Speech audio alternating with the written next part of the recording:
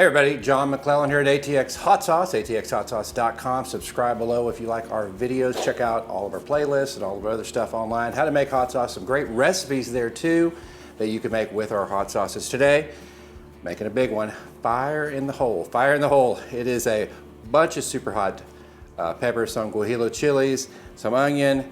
We're gonna blend this up and make a sauce out of it. I'm gonna show you how to do it. This is part 2 of Fire in the Hole.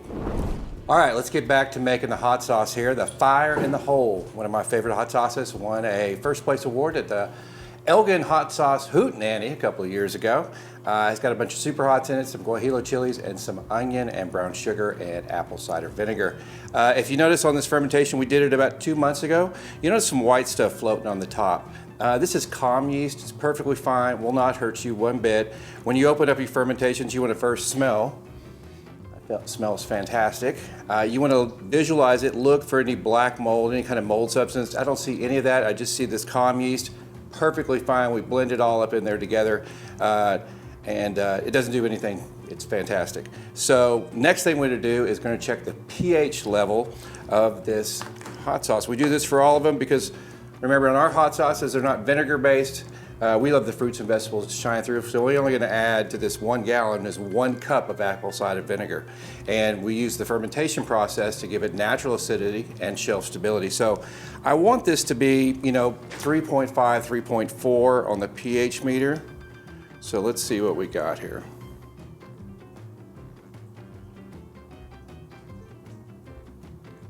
Hey, I'll take a 3.4, that's even better. Very acidic, very shelf stable. Let me get this washed up and I'll be right back. All right, let's get this transferred over to the bucket. Make sure you take out any weights or anything that you use to hold down the fruits and vegetables in the brine. All right, let's get started on this one now. Make sure you take out the weight, any weights you put in there to hold down the fruits and vegetable in the brine. I've already taken the press plate out of this one. We're gonna take this, we're gonna pour it in here. Oh, that smell, woo! That's gonna be good. Those super hots. It's got ghost peppers, reapers, some other super hots in there too. And then we're gonna go ahead. Yeah, that's gonna be it. So that's why it's called Fire in the Hole. Cleans out your sinuses.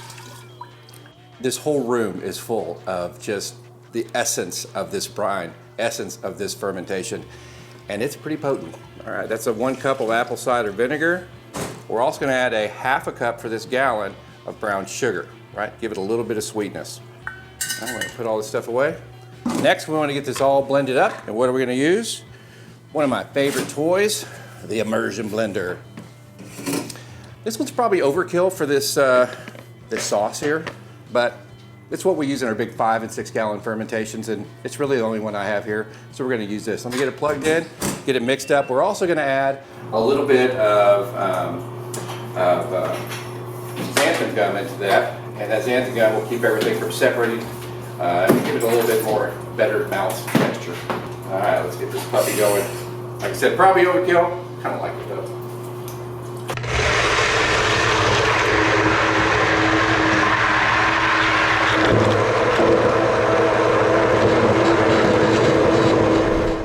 All right, we got it all blended up. Next, the blenders.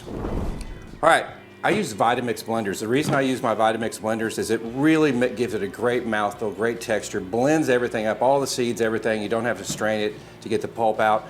What it also does is it pasteurizes. This is a live fermentation. We want to make sure we kill all the bacteria in there, the good bacteria that's created in the fermentation, because the last thing you want is to bottle this without pasteurization, put it in the bottle, put it on a shelf, it could explode. That's not good. You could open it up, it could explode in your face. That's even worse. So make sure you pasteurize. We pasteurize this to about 165 to 170, a little bit higher than normal at the 170, but it's because we've added some brown sugar to this, which could reactivate the lactobacillus, and we want to make sure that it's all taken care of. So 165, 170 on it.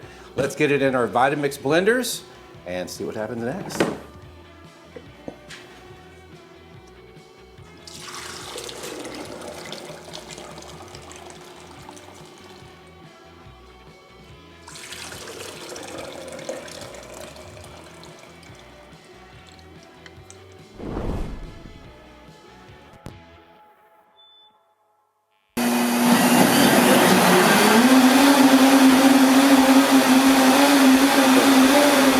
All right, we got it all blended up and we raised it to temperature for pasteurization to 170. We did that because we added a little bit of brown sugar to that, and I don't want that lactobacillus reactivating in the bottles as we go. So let's get it poured in the hopper here. Oh, smell. I'll tell you what, all the blending and everything we do, sometimes it's better to wear a mask. Not for COVID. All right, we got that all in there. I'm gonna put these aside. Now the first bottle always goes back in the hopper.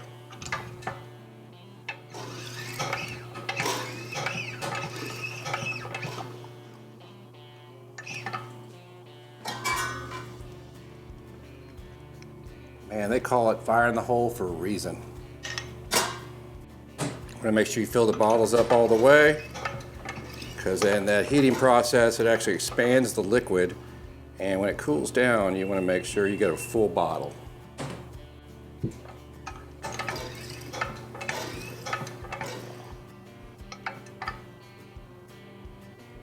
Hang on a second while we get the rest of these bottles. Now we got the fire in the hole all bottled up. Let's get it labeled. I love my labeling machine, makes things go a lot faster. Make sure you retighten the lids on there. When you're doing 300 or 400 bottles in a day, sometimes more, this thing comes in real handy. If you only got like 20 bottles to do, you can probably do it by hand pretty easily. But when you're doing a couple of hundred, not so much. Labeled up. Now let's get the foil wrappings open. I'm going to show you how that is done. You can find these little foil wrappers on Amazon, a couple other different places. So I find Amazon's the best way to do it. You just got to stick these puppies on like that. Make sure you don't let it get any heat around these when you're not using. They will shrink up. Hence their names, shrink wraps. Get these all topped off. Then I'll get my heat gun and we'll get them on there. A couple different ways you can do a heat gun. You know, you can put it in hot water, a bath, hot bath water. That works. It just takes a little bit too much time. I like just using a heat gun to get it done. Heat gun to get it done. By the way, this batch made exactly 24 bottles or 2 cases out of that 1 gallon. Get that little guy over there. All right, let me get my heat gun. Get good working on that. Heat gun, got to make sure it warms up first. Makes it a lot easier. Make sure you flip the bottle upside down. And the heat gun will heat up a little bit more and this goes a little bit faster. So, a little spin. A little spin.